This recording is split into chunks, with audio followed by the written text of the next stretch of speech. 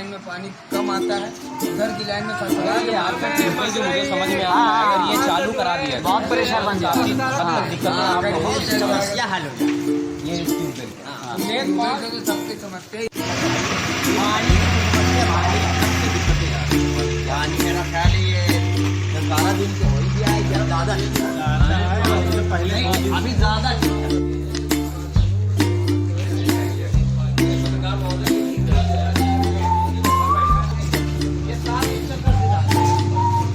चार अंदर से नहीं ना, चार कितनी गंदगी है वो अंदर, कितनी गंदगी है अंदर है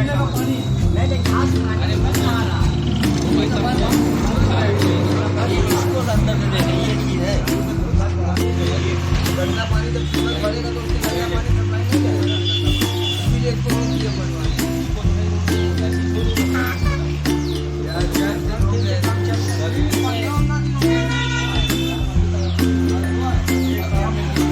कम से कम आगे तक प्रोग्राम पहुँच जाएगा।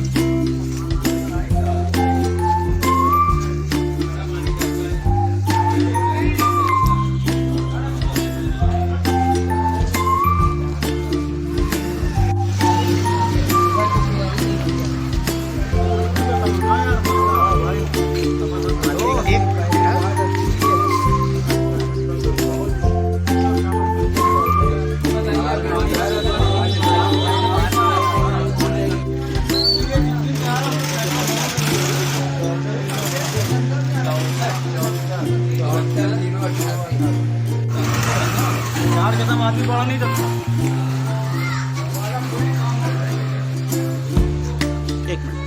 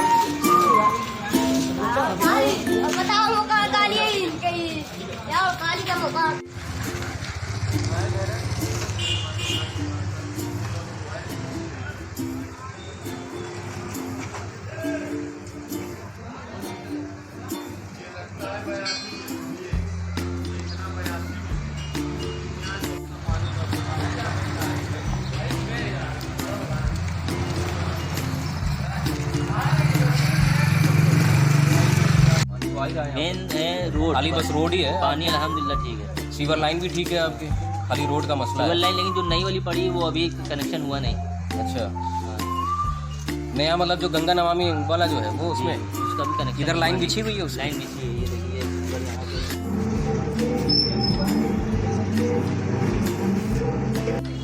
तो आप ये समझिए कि किसी बात को आप फोन करने का टाइम नहीं मिलेगा, इसमें अपनी सेफ्टी खुद करिए। वो जब करेंगे तब करेंगे। इसमें एक रबड़ का पाइप या प्लास्टिक का पाइप कुछ बांधिए इसके कॉर्नर पे यहाँ से, या चादर बदल के इस पर जो है प्लास्टिक की लगा ला। आप आज से कभी बता कर नहीं आएंगे, ये मान लीजिए 1 घंटे में आगे आगे क्या करोगे। अदावर से मैं एक पॉलिटिकल थिंकर राम मनोहर लोहिया, राज नारायण और मधुलिमय जॉर्ज फर्नांडीज जैसे सामाजिक थिंकर और सामाजिक नेता जिन्होंने हमारे देश की राजनीति को एक नया आयाम दिया, ऐसे दिग्गज नेताओं के साथ, ऐसे सोशलिस्ट पॉलिटिशियंस के साथ एक शख्सियत थी, नाम था स्वर्गीय श्री अंसार अहमद। अंसार अहमद एक सोशलिस्ट और मधुलिमय जॉर्ज साहब और राज नारायण जी के साथ काफ़ी अरसा रहे और लोगों की सेवा की। ऐसे समाजवादी नेता कहे जाने वाले व्यक्ति का मैं सुपुत्र हूँ। मेरा नाम शेखू नवाब है। मैं एक सामाजिक कार्यकर्ता के तौर पर लोगों की समस्याएं और जनहित में जो भी समस्याएं होती हैं उनको उजागर करता हूँ, ताकि इस देश को चलाने वाले जो भी जिम्मेदार लोग हैं उनके कानों तक ये आवाज़ पहुँचे और लोगों की जन समस्याओं को सुने। मैं जानता हूँ कि इस वक्त जो हालात पूरे देश के हैं और जिन समस्याओं से मैं आपको अवगत कराने जा रहा हूँ वो समस्या शायद ऊँट के मुँह में जीरे की जैसे लगेगी, लेकिन हमारा मानना है कि इंसान को समस्या तो समस्या होती है, उसका प्रयास जारी रखना चाहिए, क्योंकि हर स्तर पर कहीं ना कहीं उसके ज़िम्मेदार लोग बैठे होते हैं। इसी को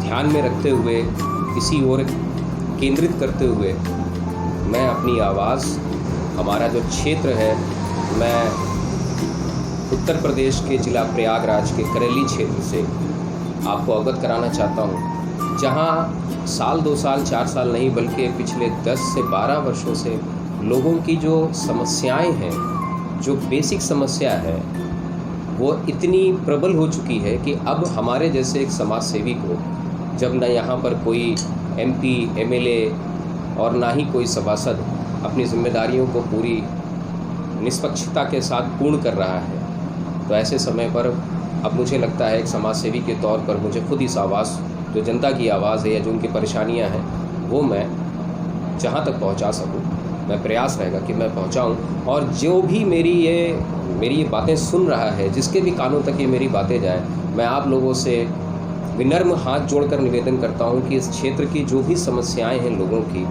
कृपया करके अपने स्तर से, चाहे वो आधिकारिक तौर पर हो, सरकारी तौर पर हो या गैर सरकारी जो संस्थाएं हैं उनके स्तर पर हो, जो अपने स्तर से इन समस्याओं का समाधान निकाल सकता है, मेरी विनती है कि इन समस्याओं का समाधान निकाला जाए। चाहे वो विधायक हो, सांसद हो, MP, MLA, कॉरपोरेटर, कोई भी जो अपने स्तर से इन समस्याओं को ठीक कर सकता है, मैं ये कहूँगा कि कृपया करके इन समस्याओं का समाधान निकालें। मैं आपको अवगत कराना चाहता हूँ, आज दिनांक 27 मई 2023 दिन शनिवार, आज मैं इस प्रयागराज के करेली क्षेत्र के उन जगहों पर मैंने भ्रमण किया, हमारे अपने चाहने वाले लोगों के साथ और जो भी हमारे मीडिया बंधु थे उनके साथ, पत्रकारों के साथ, फोटोग्राफरों के साथ, ताकि ज़्यादा से ज़्यादा चीज़ों को कैप्चर किया जा सके, ज़्यादा से ज़्यादा समस्याओं को देखा जा सके और लोगों को सुना जा सके। इसी संबंध में मैंने आज भ्रमण किया। करेली का गौस नगर का जो इलाका है, यहाँ ऐसी कुछ मूलभूत समस्याएं हैं जिनका निवारण ना अब और ना पूर्व में किसी ने इसको करने का प्रयास किया। फिलहाल वो समस्याओं में से कुछ समस्याएं जो बेसिक हैं, बड़ी हैं, उनमें एक है, सबसे बड़ी बात है कि यहाँ गौस नगर करेली का जो निचला इलाका है, वहाँ पर अक्सर करके बाढ़ आ जाया करती है। दरअसल ये कुछ ऐसे समाज के अंदर दलाल किस्म के लोग या जो ज़मीन के काम करने वाले जो दबंग तरीके के लोग थे, उन्होंने सरकार की आंख में धूल झोंक कर, साथ में कुछ मिली भगत होने की भी वजह से, इन्होंने जो नदी का जो तरहटी का इलाका था उस पे इन्होंने कॉलोनियाँ बसा दी हैं। गाहे बगाहे चूँकि कॉलोनी बस चुकी है, लोगों ने ले लिया अपनी बेवकूफ़ियों की वजह से या अपनी उनको बेवकूफ़ बनाया गया है इस वजह से। लेकिन अब चूँकि वो परिवार वहाँ पर पिछले 15 सालों से रह रहे हैं और पानी की समस्याएं जब भी वहाँ आती है तो लोगों को पलायन करने की नौबत आ जाती है। मैंने खुद स्वयं जाकर उन क्षेत्रों का मुआयना किया है। आपको इसकी जानकारी फ़ोटो और वीडियो के माध्यम से मिलेगी। आप देखेंगे उनमें किस तरीके से लोग अपनी समस्याएं हमसे बता रहे हैं, किस तरीके से लोग अपनी समस्याओं को अवगत करा रहे हैं। हालात ये आ जाते हैं कभी कभी कि लोगों का कहना है कि गंदा पानी जो सीवर का होता है वो घरों के अंदर बाकायदा आधा फ्लोर तक भर जाता है।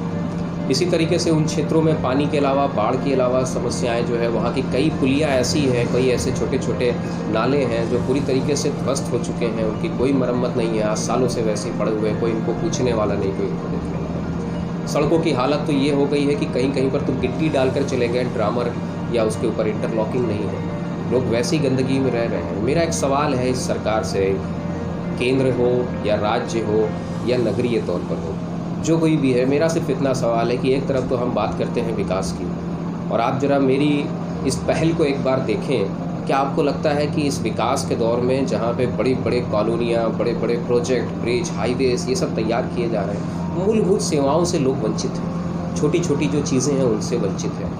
हम किसी को दावत दें बहुत बड़ी बड़ी शहर में, बड़े बड़े दिग्गज नेताओं को बुलाकर हम बड़े बड़े अच्छे अच्छे पकवान और व्यंजन खिला दें और हमारा पड़ोसी बेचारा खाने को तरस रहा है, इससे बड़ी हमारे लिए शर्म की क्या बात हो सकती है। मैं शेखू नवाब आप लोगों से विनती करता हूं, और मैं सिर्फ आपसे ही विनती नहीं करता हूं बल्कि मैं स्वयं इस बात के लिए मैं बता नहीं सकता हूं कि मैंने लोगों की जब समस्याएं सुनी तो बस ऐसा लगता था कि जैसे लगता था कि लोग इंतज़ार कर रहे थे, जैसे किसी को खाने को 10 दिन से खाना ना मिला हो और उनके मोहल्ले में खाना आ गया हो। तो वैसे जैसे लोग भागते हैं वैसे ही लोग भाग कर मेरे पास आते हैं, साहब हमको पीने का पानी नहीं, बड़े गंदे गंदे पानी है, वो पानी शायद आप हम भी नहीं पी सकते हैं उसको, ऐसे पानी वहाँ के लोग बताते हैं कि वो ग्रहण करते हैं, वो पीते हैं। बहुत बड़ी बात है, ये बड़ी दुखद सूचना है कि हमारे शहर में जहाँ पे इतने बड़े बड़े नेताओं का राज होता है, जहाँ पर इतने बड़े बड़े दिग्गज नेता लोग रहते हैं, वहाँ पर इन हालातों में लोग गंदे नाली का कीचड़ का पानी पी रहे हैं। ये बहुत शर्मसार कर देने वाली बात है। सामाजिक स्तर पर